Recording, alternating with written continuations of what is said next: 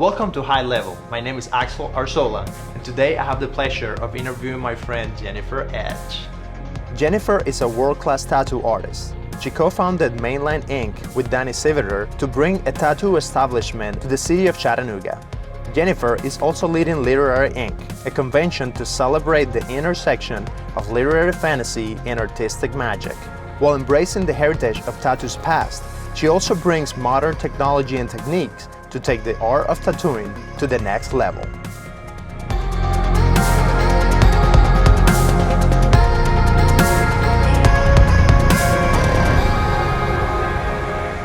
Thank you so much for letting us come to the shop today. As you guys can see, we're at Mainline Inc.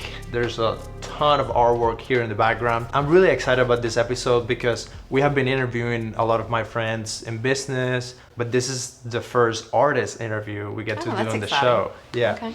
Jennifer and I met about a year and a half ago. Yeah, about a year and a half ago. I was at the Chattanooga Film Festival and I'm going through the Instagram feed and I'm just doing my thing, you know, commenting and liking pictures and trying to get a feel for what's going on. And then I comment on one of Jennifer's pictures and she replies back and then we start back and forth. And then we met at the festival and she was doing some tattoos there. What was it, 2 months later, you ended up coming back to me and saying, I've got a friend and he's wanting to tattoo.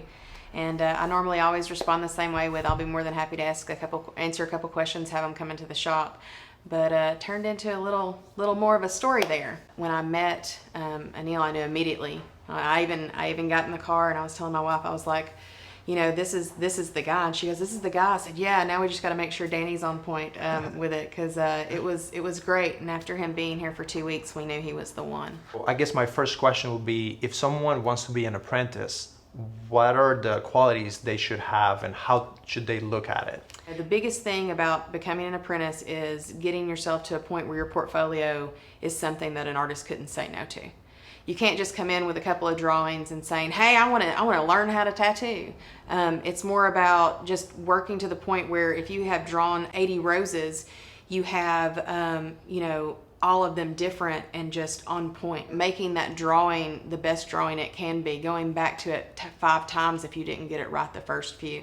Past that point, if you're a tattoo artist and you want to make yourself better, going to these conferences like Explore, and I know they're doing another one, or the rumor has it they're doing another one in the fall, and it was 3 days of what felt like a college weekend, and so many notes and so much information. And the 2 weeks that I've been back, every single tattoo I've done, I've come back with a hunger for making it better and making it more, and taking, you know, the things that I learned about color from Timmy B and mixing colors and having that set up. I got my portfolio checked out by Teresa Sharp, and there was lots of words of advice of, you know, more contrast here, take some of this away and put it deeper here, and fully render every design you do. I had an opportunity last week to do an Alice in Wonderland piece, and it took me about 4.5 hours to draw and fully color, and I used everything I learned from that conference in it, and I think it's one of the best pieces I've ever done.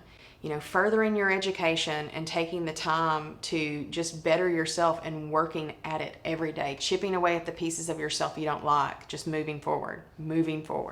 This was High Level. My name is Axel Arzola, and I hope to see you on another episode.